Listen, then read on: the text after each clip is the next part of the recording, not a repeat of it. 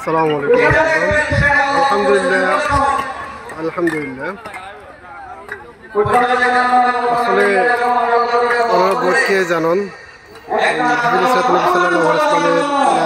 মানে মুসল্লিয়া কললা ইট লাগিয়ে সেই ইট ইন আজিয়া তুলনাতে বহাদ্দর গিয়ে আলহামদুলিল্লাহ এই যে বহাদ্দর গিয়ে মুসল্লিয়া কললা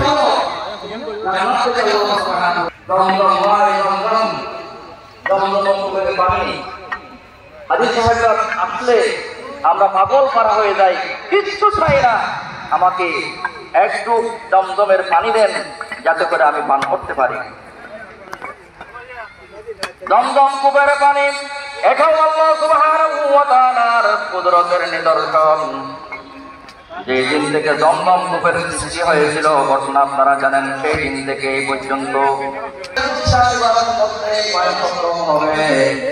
এই পানি কেমন পর্যন্ত কমবে না।